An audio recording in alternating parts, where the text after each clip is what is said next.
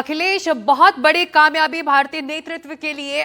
Operation सिंदूर डंके की चोट पर भारत ने दुनिया को बताया कि आतंकवाद को खत्म करने के लिए वो कार्रवाई करेगा और आगे भी करता रहेगा। बिल्कुल सिकता। और इस वक्त हम जब बात कर रहे हैं, मेरे पीछे प्रधानमंत्री निवास पर एक महत्वपूर्ण बैठक चल रही है। यहाँ पर राष्ट्रीय सुरक्षा सलाहकार अजीत डोभाल हैं, तीनों सेनाओं के प्रमुख के साथ ही चीफ ऑफ डिफेंस स्टाफ भी इस बैठक में मौजूद हैं।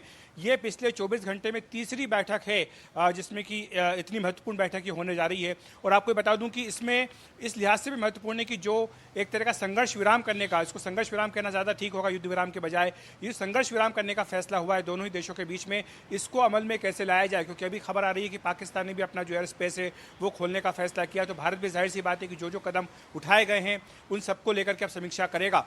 लेकिन महत्वपूर्ण बात यहाँ पर सूत्रों ने जोड़ी है कि ये जो संघर्ष विराम हुआ है ये सिर्फ काइनेटिक एक्शन को लेकर है, यानी दोनों देशों की सेनाओं के बीच में जो कार्रवाई हो रही थी उसको रोका गया है, वो चाहे थल सेना हो, जल सेना हो या फिर वायु सेना हो। लेकिन जो अन्य कदम भारत ने पहलगाम आतंकी हमले के बाद उठाए थे वो बदस्तूर जारी रहेंगे, जिसमें कि सिंधु जल संधि को सस्पेंड करना हो या फिर व्यापार के ऊपर, एक इंपोर्ट के ऊपर रोक लगाना हो, वीज़ा संबंधी रिस्ट्रिक्शंस हो या जो डिप्लोमेटिक रिस्ट्रिक्शंस भारत ने लगाए थे ये सारे जारी रहेंगे। इसमें अभी तक कोई बदलाव नहीं किया गया है। साथ ही सूचना प्रसारण मंत्रालय ने यह भी कहा कि किसी अन्य मुद्दे पर दोनों देशों के बीच में किसी अन्य समय पर कोई चर्चा नहीं होगी। तो ये भी स्पेकुलेशन नहीं होना चाहिए कि भारत और पाकिस्तान के बीच में चर्चा दोबारा शुरू हो जाएगी। जो भी बातचीत होनी है वो सिर्फ DGMO लेवल पर होगी, जो जैसे कि आज बातचीत हुई है। तो ये काफ़ी महत्वपूर्ण इसमें है। और ये भी आपको 2-3 बातें बता दूं इसमें कि भारत ने आज जिस तरह से 5 खूंखार आतंकवादियों का ब्यौरा जारी किया कि भारत ने पहलगाम आतंकी हमले के बाद ऑपरेशन सिंदूर में अपने इस लक्ष्य को पूरा किया, तो वो भी एक संकेत था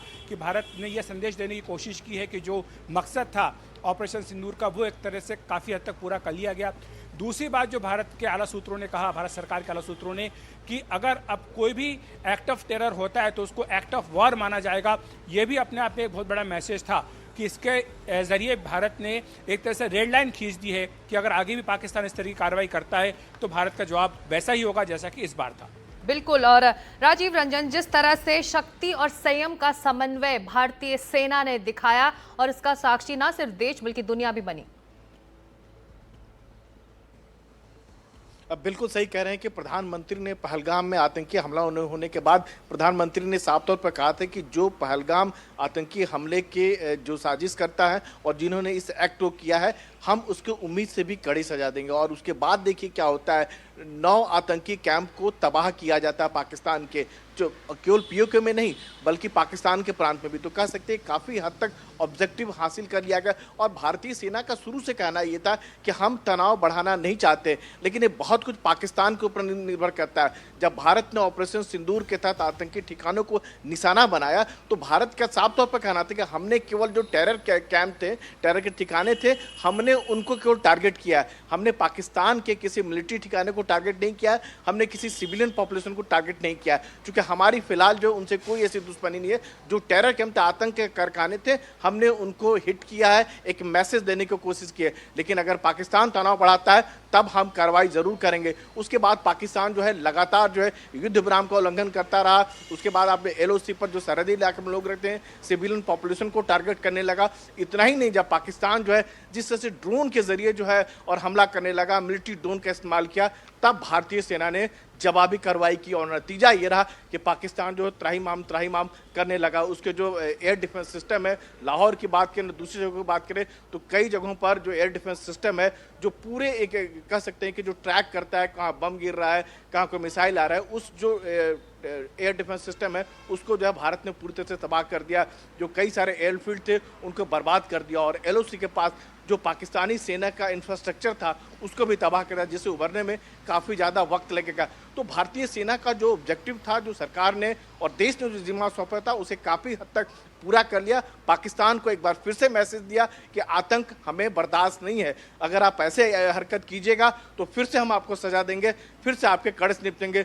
बात चाहे 2016 में उड़ी में सेना के आतंकी कैंप पर हमले के बाद सेना का सर्जिकल स्ट्राइक रहा हो, या उसके बाद अगर देखें तो 2019 में पुलवामा में CRPF के कैंप पर काफिले पर हमला होने के बाद जो है बालाकोट में जैश के आतंकी कैंप का सर्जिकल स्ट्राइक हो, या फिर पहलगाम में निर्दोष सैलानियों पर हमला होने के बाद जो है ऑपरेशन सिंदूर का मामला हो, तो भारतीय सेना ने एक कड़ा मैसेज दिया है और वो जो टारगेट जो अचीव करना था सेना को, उसको काफी हद तक भारतीय सेना ने हासिल कर लिया है। और आज की अगर प्रेस कॉन्फ्रेंस की बात करें तो भारतीय सेना ने यह भी स्पष्ट किया कि अगर पाकिस्तान की ओर से कोई मिस एडवेंचर होता है तो नतीजा भुगतने के लिए तैयार रहे। भारतीय सेना इसके लिए पूरी तरह तैयार है, पाकिस्तान को सबक सिखाने के लिए। बिल्कुल। और अब 3 खास मेहमान भी अब हमारे साथ जुड़ रहे हैं।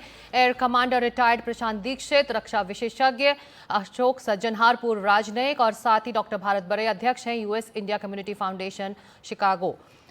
भारत बरई साहब, अब जब पहलगाम पर हमला हुआ उसे भारत ने एस्केलेशन माना, तनाव का एस्केलेशन माना, और उसी की कार्रवाई थी ऑपरेशन सिंदूर।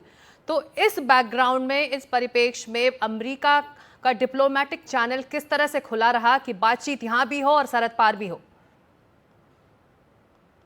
ऐसा है कि जब भारत में पहलगाम में हमला हुआ आतंकियों का, तो उसके बाद उनको सबक सिखाने के लिए भारत ने कभी 15 दिन का समय दिया पाकिस्तान को कि आप उसको एक्शन लो, लेकिन पाकिस्तान ने कुछ नहीं किया 14 दिनों तक और बोलते रहे इंटरनेशनल इन्वेस्टिगेशन करना है।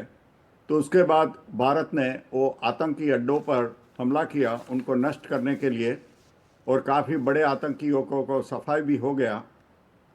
अब अमेरिका तो पहले से भी बोल रहा था कि भाई दोनों देशों के बीच तनाव कम करो, तनाव कम करो। वो तो सब दोस्त बोल रहे थे, चीन भी बोल रहा था, रूस भी बोल रहा था, ब्रिटेन भी बोल रहा था, जर्मनी, फ्रांस सब बोल रहे थे। लेकिन पाकिस्तान ने जब सोचा कि उनको बदला लेना है, काउंटर अटैक करना है, तो फिर भारतीय सेनाओं ने भी उनको सबक सिखाया। और आज शाम को पाकिस्तान के डीजीएमओ ने भारत के डीजीएमओ को फ़ोन किया, क्योंकि उनकी काफ़ी तबाही हो गई और अगर युद्ध चलता रहा 8-10 दिन और तो पाकिस्तान को काफ़ी नुकसान होगा।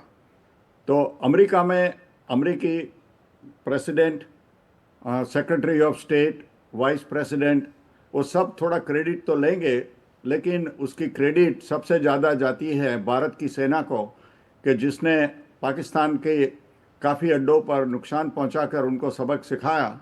और उनके डीजीएमओ ने फ़ोन किया कि भाई ये ख़त्म करो, क्योंकि सहन नहीं हो सकता है।